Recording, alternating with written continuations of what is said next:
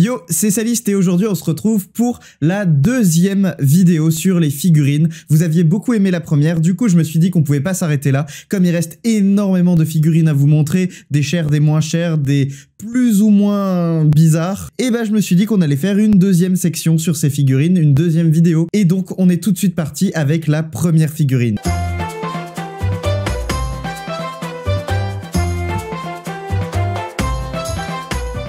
Une figurine de Shingeki no Kyojin, et pas n'importe quelle figurine, une figurine de Eren, mais avec 4 Eren différents dessus, même 5 Eren différents dessus. On va regarder ça en détail. Alors déjà, comme vous pouvez le voir, il y a les 3 Eren qu'on connaît, les 3 Eren principaux qu'on voit le plus dans SNK, c'est-à-dire le Eren des 3 premières saisons, le Eren de la première partie de la saison 4, et le Eren de la deuxième partie de la saison 4. On a également sur l'épaule du dernier vrai Eren qu'on connaît, la colombe qui représente Eren à la toute fin dans le dernier épisode de SNK, et à l'arrière de la figurine, c'est incroyable, je trouve, on a un Eren enfant, et si vous regardez bien, en fait, ses mains font un peu comme un marionnettiste avec les fils qui vont venir sur le titan originel, qui est la forme finale de Eren à la fin de la saison 4 de SNK, et c'est vraiment incroyable, je trouve, comme détail. Du coup, c'est une figurine 4 en 1 pour les fans de SNK, je trouve que c'est un peu un must-have, genre il vous faut vraiment cette figurine, elle est incroyable. Ok, on continue avec une figurine Pokémon, et j'ai choisi cette figurine parce que je trouve le concept ultra original et ultra intéressant. C'est une carte Pokémon en 3D, donc c'est un peu une fusion entre une carte Pokémon et une figurine. On a une figurine du Pikachu qui est en 3D, donc qui est une vraie figurine,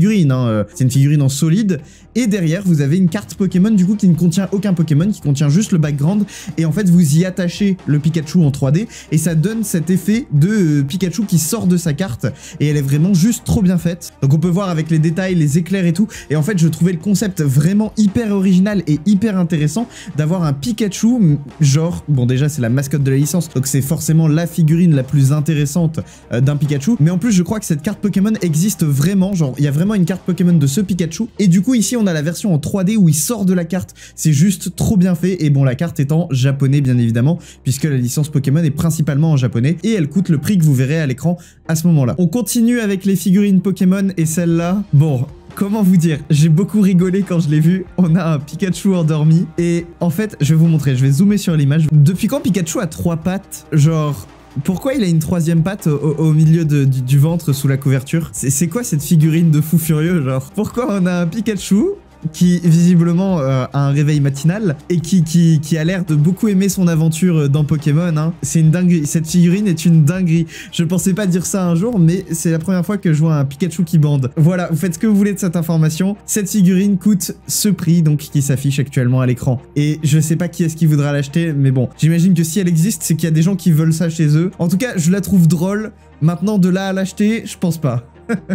On continue avec une figurine Dragon Ball, et j'ai choisi cette figurine de Vegeta parce qu'en fait c'est très simple, elle a un concept hyper original. Je sais qu'il y a aussi une figurine de Goku qui existe comme ça, mais j'adore Vegeta, c'est mon personnage préféré de Dragon Ball. En fait le concept c'est que c'est des personnages de Dragon Ball mais en mode samouraï, donc avec des vêtements qui sont pas du tout tirés de la licence, qui sont 100% originaux, et un chara design vraiment intéressant comme ici avec la coupe de cheveux de Vegeta. Donc je vais vous montrer vu de dos ce que ça donne. Donc ici de dos c'est super intéressant le parti pris de la coupe de cheveux. Donc comme vous pouvez le voir, il a une espèce de queue de cheval, donc du coup qui reprend un peu les coupes de cheveux traditionnelles des samouraïs, et également sa queue de Saiyan qui est du coup de couleur dorée puisqu'il est en Super Saiyan, qui est hyper intéressante. Donc ici sur cette figurine, Vegeta a encore sa queue Ozaru, et donc elle est ici couleur Super Saiyan.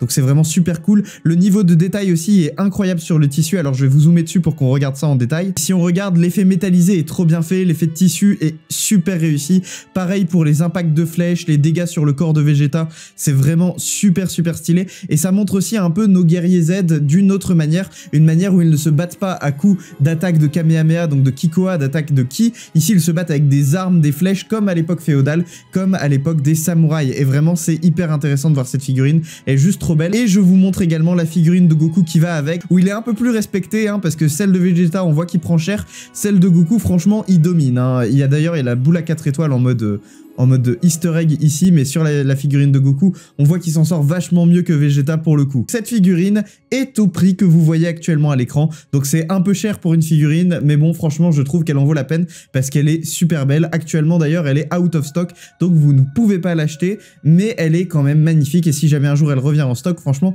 pour les fans de Dragon Ball qui ont les moyens de se l'acheter, c'est une figurine incroyable. On enchaîne avec une figurine Naruto. Alors, j'adore Naruto, c'est ma licence préférée, mais au lieu de choisir une figurine complètement badass, j'ai choisi cette figurine-là parce que je trouvais ça hyper original, en fait. C'est une figurine, donc, du groupe Lee Neji Tenten, donc c'est l'équipe je sais plus combien, parce que mes connaissances de Naruto s'arrêtent là, et on a une figurine qui regroupe donc Tenten, Lee, qui est ici, et Neji qui est là. Et du coup, c'est vraiment une figurine assez originale, en fait, parce qu'on a vraiment déjà 3 membres sur la même figurine, et pour une fois, c'est pas Naruto, Sasuke et Sakura. C'est vraiment une équipe un peu secondaire. Franchement, je la trouve vraiment stylée, cette figurine. Elle est vraiment super, super belle. D'ailleurs, je remarque juste que les vêtements de Neji sont trop bien faits. C'est pas forcément le cas pour ce qui est de Lee et pour ce qui est de Tenten, mais en tout cas, c'est super bien respecté pour les fringues de Lee, et la figurine est juste super stylée. Donc ici, on peut voir des close-up des personnages, donc vraiment, on voit le détail des vêtements, et on a aussi le sculpte ici en 3D sur le côté.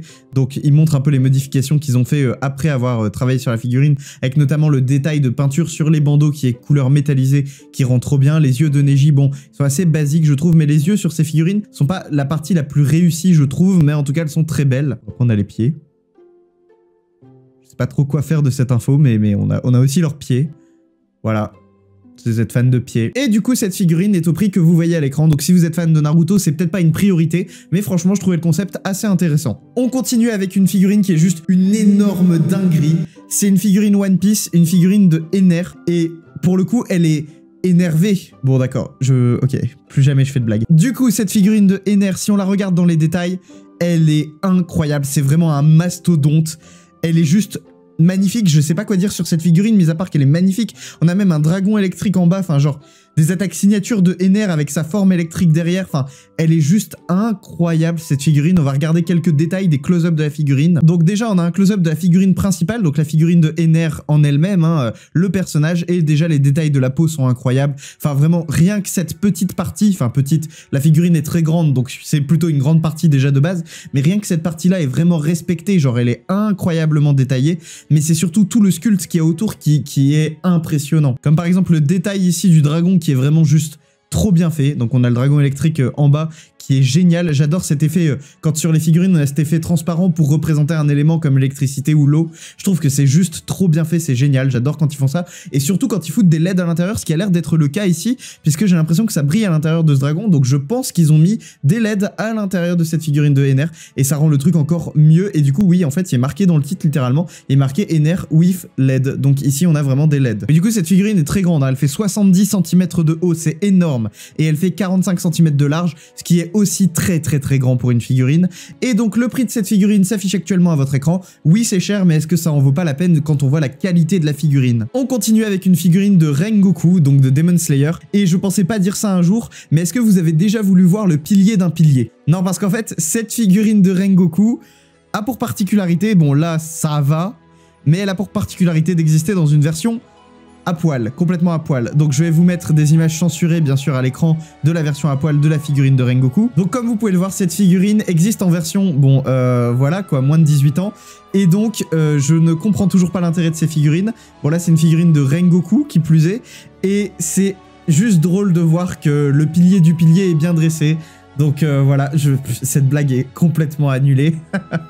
Je sais même pas si elle sera cut, ce sera au monteur de décider si vous la cuttez ou pas. Et donc cette figurine de Rengoku n'a pas beaucoup d'intérêt. C'est dommage parce que c'est une figurine qui a quand même beaucoup de détails, qui est quand même assez belle. Elle a toute une scénographie autour qui est faite, donc qui est vraiment bien. Et même les détails des cheveux de Rengoku sont respectés et ils sont super bien faits. Donc c'est une belle figurine. Mais ils ont tout gâché en la foutant à poil. Et donc si jamais vous voulez l'acheter pour X raisons, voici le prix de cette figurine. Voilà, c'est en votre âme et conscience, c'est vous qui décidez si vous achetez ça ou pas. Je ne juge pas. On continue avec une figurine de Gojo contre Toji. Et franchement, elle est incroyable. Donc c'est une figurine géante avec 2 personnages et toute la scénographie qui va autour. Et c'est surtout le deuxième combat, donc après l'éveil entre guillemets de Gojo, après qu'il ait vraiment éveillé son 6e œil, qu'il soit revenu des antres de la mort et qu'il vienne tuer du coup Toji. Donc désolé pour les spoils de Jujutsu Kaisen, hein, mais bon, dans cette vidéo il y a du spoil, hein, je suis désolé.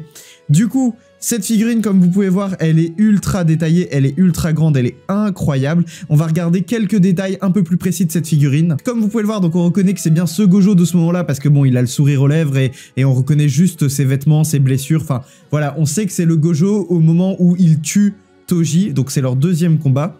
On voit notamment l'arme de Toji qui arrive contre la jambe de Gojo, hein, donc ici, et on a Gojo qui lance son fameux sort violet qui vient découper la moitié du corps de Toji, donc c'est vraiment le moment où Toji meurt pour le coup. C'est vraiment donc le moment où le sort traverse Toji, elle est incroyable, hein. On voit le sort partir, encore une fois avec cet effet transparent qui rend juste trop bien sur ces figurines, et le détail sur le Toji qui est surpris et la moitié de son corps qui est découpé, enfin c'est vraiment incroyablement bien fait. Cette figurine est magnifique et je pense que c'est un must-have pour les fans de Jujutsu Kaisen, si vraiment vous avez les moyens de vous l'offrir. Parce que cette figurine est au prix qui s'affiche sur l'écran et ça coûte vraiment très cher. Mais bon, est-ce que ça en vaut pas un peu la peine? Moi, je dis que si. Alors du coup, attention spoiler, si jamais vous n'avez pas fini la saison 2 ou vous n'êtes pas à jour sur la saison 2 de Jujutsu Kaisen, ne regardez pas cette figurine, vous pouvez passer au timecode qui s'affiche en bas là de l'écran, vous pouvez aller donc à ce timecode pour juste sauter cette figurine là parce que c'est du spoil. On continue sur du Jujutsu Kaisen avec cette figurine de Nanami qui est complètement brûlée sur la moitié de son corps, donc c'est peu avant que Nanami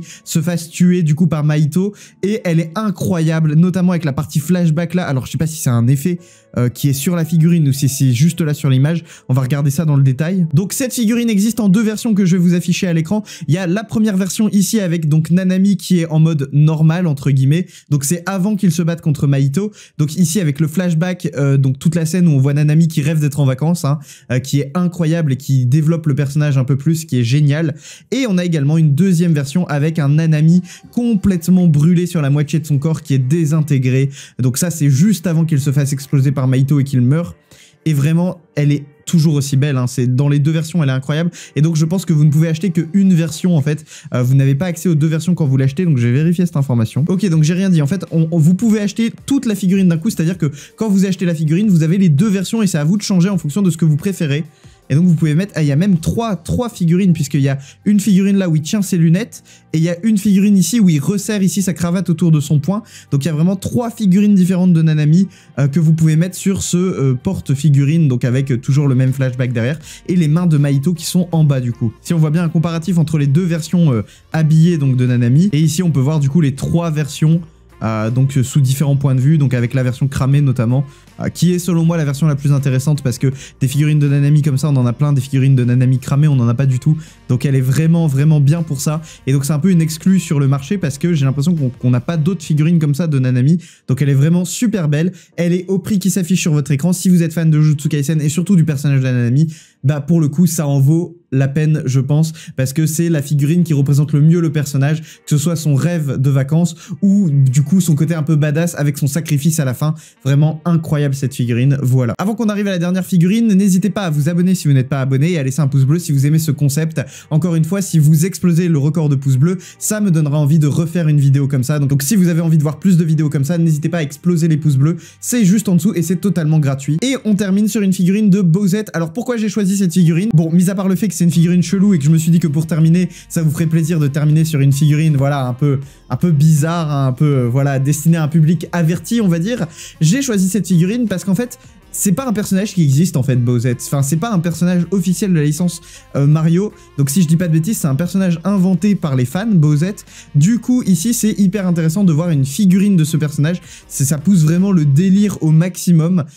Du coup, voilà, vous avez cette figurine de Bowsette qui existe. Du coup, il y a quand même des détails sur cette figurine, mis à part le fait qu'elle est à poil et que tout est censuré bien évidemment. On peut voir une mini Peach ici derrière dans une cage sur laquelle Bowsette est actuellement posée. Et on peut voir du coup un Bowser ici qui mange Luigi, hein, d'ailleurs, on le voit ici, il mange Luigi, et elle tient Mario dans ses mains, Mario qui est du coup attaché via une corde. Donc voilà, cette figurine de Bowsette qui existe tout simplement, et qui s'affiche actuellement au prix que vous voyez ici à votre écran. Voilà, c'est tout pour les figurines. Si vous avez aimé ce concept, on smash le pouce bleu. Si vous n'êtes toujours pas abonné à la chaîne, on smash le bouton s'abonner, c'est totalement gratuit. Et vous pouvez me suivre sur mes réseaux sociaux, Twitter, Instagram, TikTok. Tous les liens sont dans la description. C'était Saliste et moi je vous dis à la prochaine pour une prochaine vidéo. Salut!